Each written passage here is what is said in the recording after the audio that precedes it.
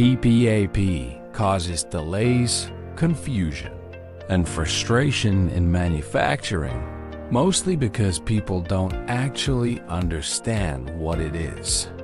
Today, I'll explain PPAP in simple terms. No jargon, no confusion. Welcome to Engineering Explained Simply. Here, we break down manufacturing and quality concepts, so anyone can understand them. Let's talk about PPAP.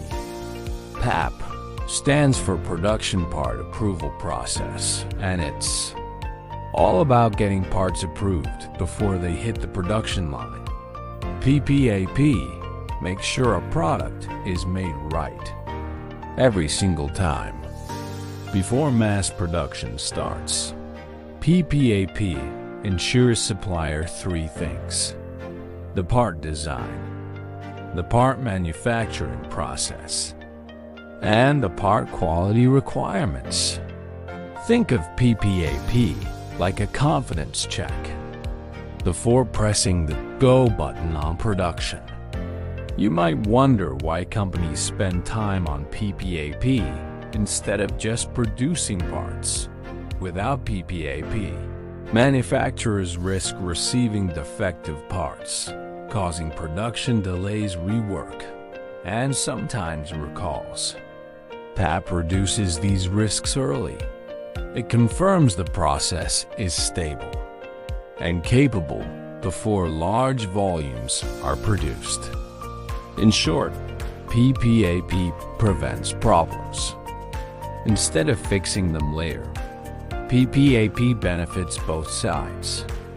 For suppliers, it shows they understand the requirements and can meet them consistently. For customers, it provides confidence that parts will meet expectations. PPAP builds trust between suppliers and manufacturers.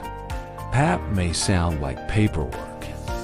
It's actually a bunch of really important checks that we need to pay attention to. First, design records confirm that the part is built exactly as designed.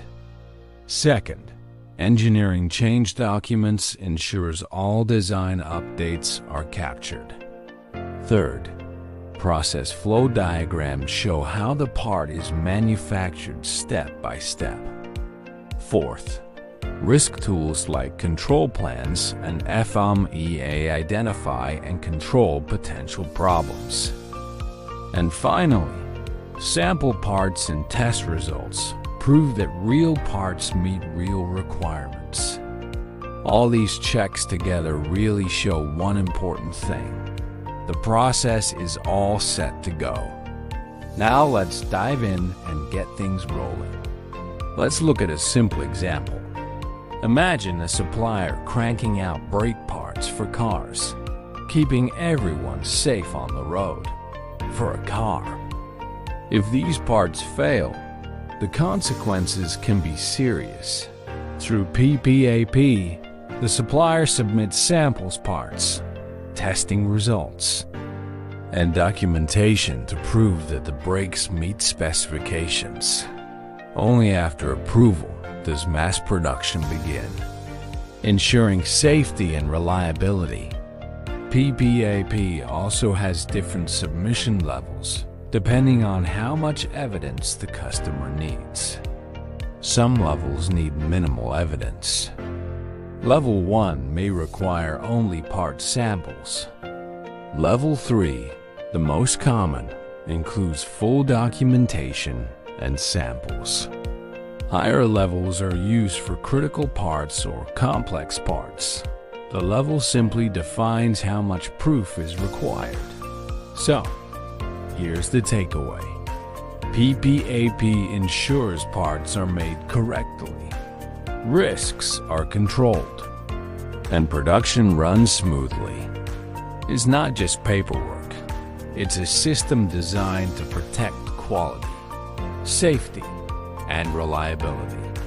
If this explanation helped you understand PPAP more clearly, Please like and subscribe for more engineering concepts explained simply.